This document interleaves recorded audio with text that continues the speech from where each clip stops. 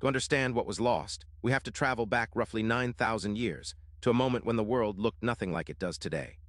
The last ice age had ended around 11,700 BCE. Glaciers that once buried Europe under sheets of ice 2 kilometers thick were retreating north. Sea levels were rising, but in one specific corner of the world, between modern Turkey, Bulgaria, Romania, Ukraine, and Russia, there was no Black Sea as we know it. Instead, there was a vast freshwater lake, sitting roughly 150 meters below the level of the Mediterranean, separated from it by a narrow strip of land we now call the Bosporus. Around this freshwater lake, the land was paradise.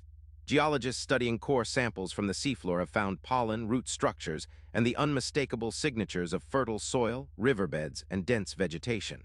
This was prime real estate at the dawn of agriculture. While most of humanity was still chasing wild herds with stone-tipped spears, the people living on these shores were doing something revolutionary. They were planting seeds. They were building permanent villages. They were domesticating goats, sheep, and pigs. They were, in every measurable sense, inventing civilization. And here is where it gets counterintuitive. The timing lines up perfectly with the so-called Neolithic Revolution, the shift from hunter-gatherer to farmer. Around 7,000 to 6,000 BCE, agriculture exploded across Europe and the Near East.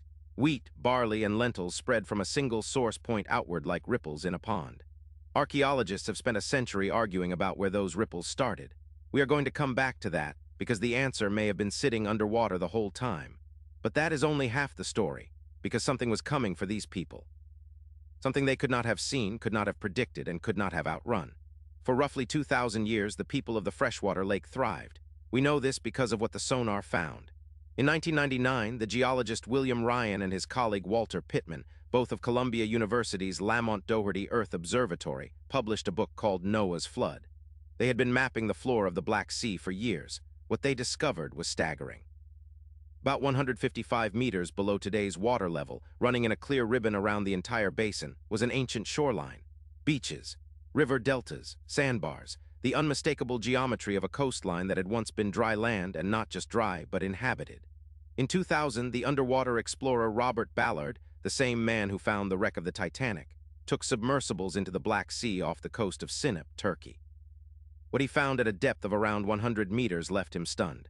A rectangular structure, carved wooden beams, stone tools, polished ceramics. Carbon dating placed the wood at roughly 7,500 years old.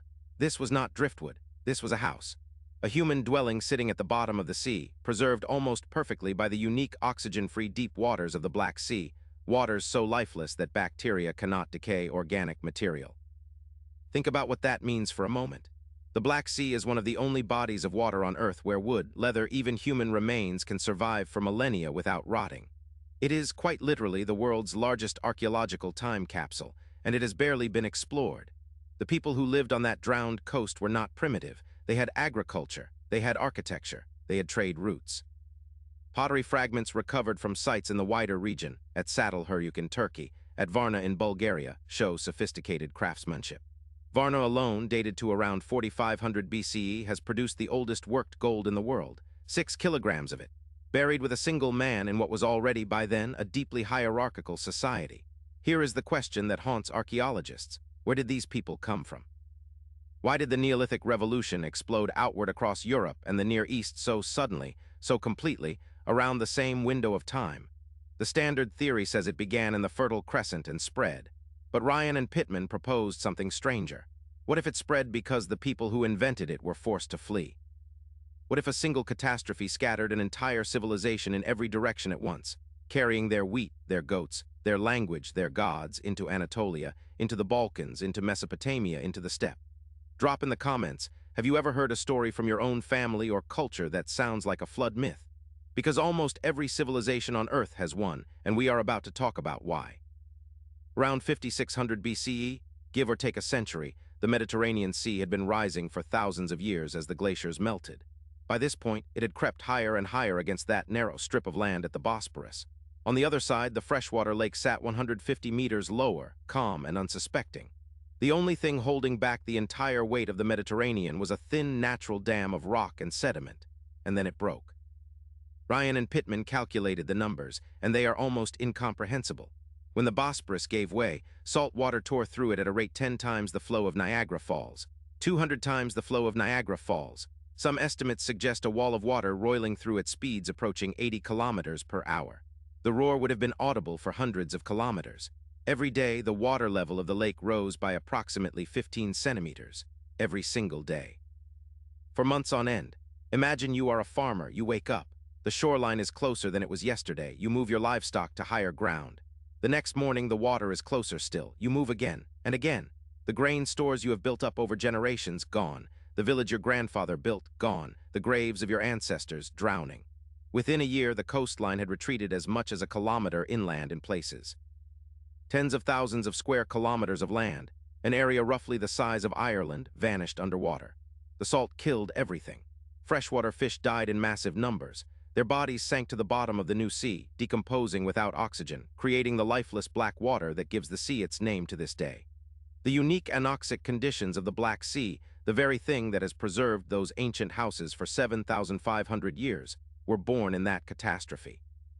And the survivors, they ran. With nowhere to go but outward, they carried their seeds, their animals, their technologies, and their memories in every direction. Some moved north into the Ukrainian steppe, possibly seeding what would later become the Indo-European cultures whose language is the ancestor of English, Russian, Greek, Persian, and Hindi. Some moved south into Anatolia, into the Levant. Some moved into Mesopotamia, where their descendants, perhaps just a few generations later, would write down the oldest surviving flood story in human history. The Epic of Gilgamesh, in which a man named Utnapishtim survives a deluge sent by the gods by building a great boat. And here is where the goosebumps begin, because the Hebrew flood narrative, Noah the Ark, the rising waters that swallowed the world, was written down later than Gilgamesh. The Greek myth of Deucalion. The Hindu story of Manu, the Aztec, the Chinese, the Sumerian. Researchers have cataloged over 200 flood myths from cultures around the world.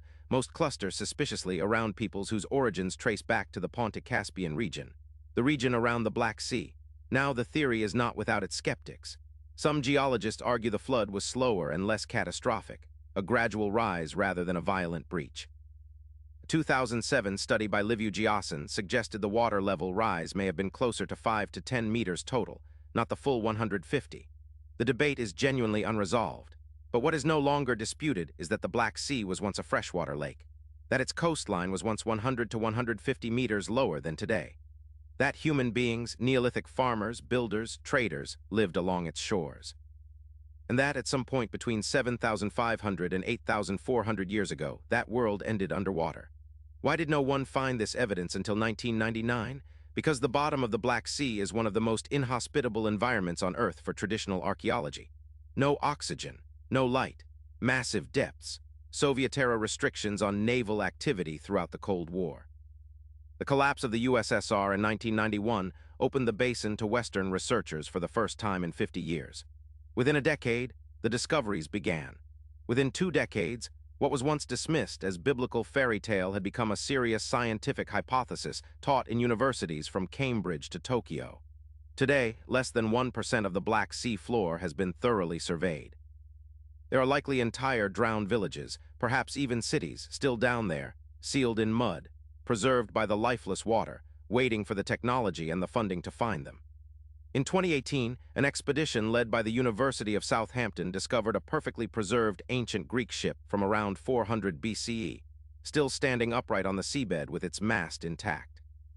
If the Black Sea can preserve a wooden ship for 2,400 years, imagine what it can preserve from 7,500. What was lost in that flood was not just land. It may have been the first chapter of the human story, the original garden, the first cities before the first cities we know. The mother culture that scattered into 100 daughter civilizations and gave us, perhaps, the very foundations of agriculture, writing, religion, and law. We are not, it seems, the children of one cradle. We are the children of one drowning, and the survivors did one thing every traumatized generation has done since. They told their children, who told their children, who told their children. Across thousands of years and dozens of languages, the same story refused to die. A great flood, a righteous man, a boat, a new world. Modern humans tend to assume our ancestors invented myths to explain a world they did not understand. But what if it is the opposite? What if some of these myths are not explanations at all? What if they are memories? CTA 1213 Min. If you find yourself wondering what other forgotten civilizations are still buried, under sand, under jungle, under ice, or underwater, this channel is built for you. History Unscripted exists to dig into the stories the textbooks left out. Hit subscribe right now, because tomorrow we are unraveling the discovery of a 5,000-year-old underwater city off the coast of India that locals knew about for centuries before archaeologists believed them. You will not want to miss it. Outro, 1315 Min. The lesson of the Black Sea flood is not that the ancients were wrong about everything. It is that they may have been right about more than we ever gave them credit for. Civilizations rise. Civilizations fall. And sometimes they fall so completely that the only thing left of them is a story whispered around a fire, passed mouth to mouth across 100 generations, dismissed as myth, until somebody finally looks beneath the waves. We assume we are the most advanced people who have ever lived. We assume the past was simpler, smaller, less ambitious than the present. But every time we drop a camera into the deep or run a sonar over forgotten ground, we find another reason to be humble. The world has ended before. It will end again. The only question is whether anyone will remember us. If this hit, my video on the lost city of Atlantis and the surprising real-world archaeological site that may have inspired Plato's story will make even more sense now, because the Black Sea may not have been the only civilization the water swallowed. What if the story of Noah's flood was not a myth, but the buried memory of a real civilization drowned beneath the Black Sea over 7,500 years ago? In this documentary, we uncover the stunning 1999 discovery by geologists William Ryan and Walter Pittman, the underwater finds of Titanic explorer Robert Ballard, and the catastrophic event that may have scattered the first farmers of the Neolithic world across 3 continents.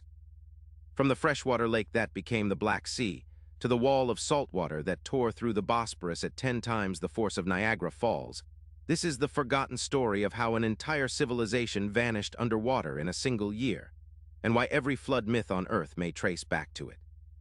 Timestamps: 0000 the hook 00, 45 the world before the flood 03, 00 the rise of a lost civilization 06, 00 the day the sea broke through 09, 00 the legacy and the survivors 12, 00 what you need to see next. Subscribe for more forgotten history, lost empires, and archaeological mysteries the textbooks left out.